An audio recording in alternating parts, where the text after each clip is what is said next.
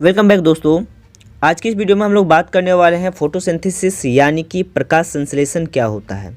दोस्तों जैसे कि हम लोग जानते हैं कि सजीव कोशिकाओं के द्वारा प्रकाशीय ऊर्जा को रासायनिक ऊर्जा में परिवर्तित करना ही प्रकाश संश्लेषण कहलाता है। इसके द्वारा सूर्य के प्रकाश की उपस्थिति में वायु से कार्बन डाइऑक्साइड और भूमि से यानी कि जमीन से जल लेकर जटिल कार्बनिक खाद्य पदार्थ जैसे कार्बोहाइड्रेट्स का निर्माण करता है तथा ऑक्सीजन यानी कि O2 को जल के सहारे शरीर से बाहर वायुमंडल में मुक्त करना होता है। प्रकाश संश्लेषण को दूसरी विधि से समझते हैं। फोटो का मतलब होता है प्रकाश और सिंथेसिस का मतलब होता है जुड़ना। फोटोसिंथेसिस में फोटो का मतलब होता है प्रकाश और सिंथेसिस का मतलब होता है जुड़ना यानी कि निर्माण होना। प्रकाश संश्लेषण पृथ्वी पर होने वाली एकमात्र ऐसी प्रक्रिया है जिस पर मनुष्य तथा समस्त जीवधारियों का जीवन का निर्भर होता है।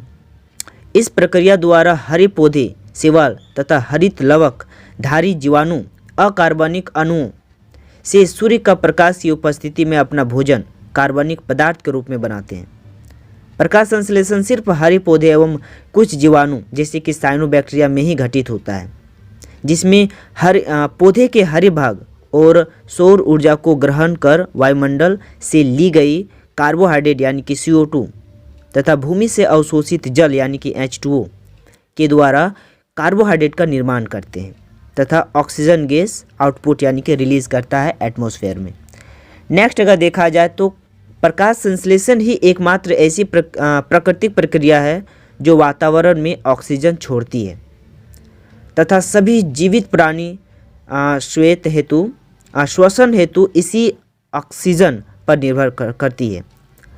हरित लवकों में प्रकाश संश्लेषण क्रिया संपन्न होती है तथा अन्य शब्दों में हरित लवक सौर बैक्टीरिया की तरह कार्य करके कार्बोहाइड्रेट का निर्माण करता है। प्रकाश संश्लेषण का अगर समीकरण देखा जाए तो कार्बन डाइऑक्साइड यानी कि CO2 के 6 अणु पानी यानी कि H2O के 12 अणु के साथ और सौर ऊर्जा की सहायता से जुड़ जाते हैं। परिणाम स्वरूप कार्बोहाइड्रेट C6H12O या शर्करा के एक अणु सांस लेने लायक ऑक्सीजन और पानी के 6 अणु का निर्माण करता है।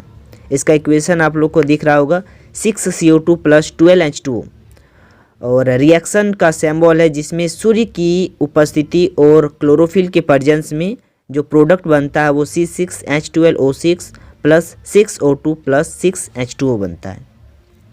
इस प्रक्रिया का सबसे प्रमुख घटक क्लोरोफिल है जो कि पत्तियों में पाया जाता है, जो हर प्रकार के पौधों में पाई जाती है। इसका प्रमुख कार्य या फिर इसका प्रमुख काम देखा जाए तो सूर्य की रोशनी को सोखने का होता है। यह हरे रंग की होती है। सूर्य की किरणों का लाल और नीले रंगों को सोख लेती है। ये पिगमेंट जो कि क्लोरोफिल पिगमेंट है।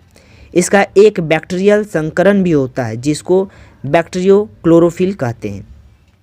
प्रकाश संश्लेषण में अगर वर्णक देखा जाए, पिगमेंट देखा जाए तो क्लोरोफिल ही 4 प्रकार का होता है। Chlorophyll A, B, C, D और E 5 प्रकार का और मुख्य सौर ऊर्जा अवशोषी वर्णक होता है, यानी कि ये कलर को सूर्य से आने वाली जो 7 कलर होता है जिसमें से लाल और नीला कलर सबसे ज़्यादा प्रभावी होता है, इन कलर को सोखने का काम करता है।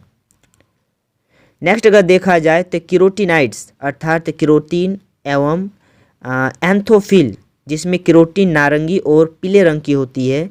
हरे रंग को बी कैरोटीन प्रमुखता में पाया जाता है। जंतु बी कैरोटीन को विटामिन ए में बदल देते हैं और जैंथोफिल पौधों के हरे भाग में कैरोटीन के साथ पाए जाते हैं। नेक्स्ट अगर देखा जाए तो यह क्रिया एक अपचयन यानी कि ऑक्सीडेशन रिडक्शन होता है।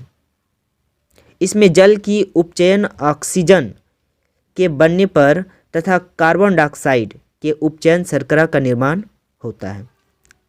नेक्स्ट अगर देखा जाए तो प्रकाश संश्लेषण की जो क्रिया होता है 2 अवस्थाओं में होती है। एक प्रकाशीय अभिक्रिया जो कि दिन में होता है और दूसरा होता है अप्रकाशीय अभिक्रिया जो कि रात में होता है। यह अभिक्रिया प्रकाश की उपस्थिति में हरित लवक के ग्रेना में होती है। इसे हिल अभिक्रिया भी कहते हैं।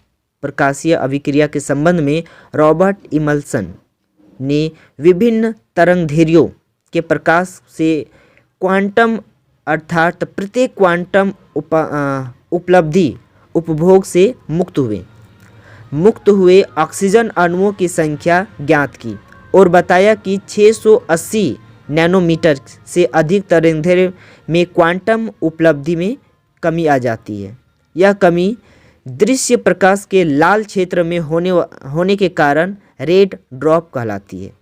यदि 680 nm से अधिक तरंगदैर्घ्य के साथ लघु तरंगदैर्घ्य भी दे दी जाए तो प्रकाश संश्लेषण की दर दोनों अलग अलग तरंगदैर्घ्य में कुल दर की तुलना में बढ़ जाती है। इसे ही इमर्सन प्रभाव कहते हैं।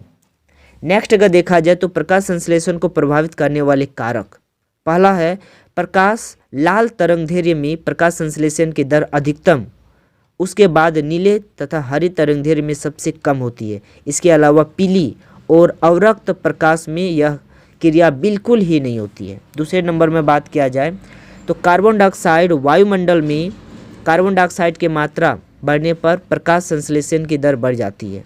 तीसरा नंबर, तापमान पौधों में प्रकाश संश्लेषण की दर 10 डिग्री से 35 डिग्री तापमान तक बढ़ती है। इससे अधिक ताप पर एंजाइम की विकृतीकरण हो जाता है। नेक्स्ट है प्रकाश तीव्रता, प्रकाश की निम्न तीव्रता पर प्रकाश संश्लेषण की दर बढ़ती है और जैसे जैसे तीव्रता उच्च होती है यह घटती है। और लास्ट अगर देखा जाए तो ऑक्सीजन C3 पौधों में विशेषकर अधिक तापमान पर ऑक्सीजन प्रकाश संश्लेषण की दर को कम करती है। तो आज के लिए इतना ही, मिलते हैं नेक्स्ट क्लास। Thank you.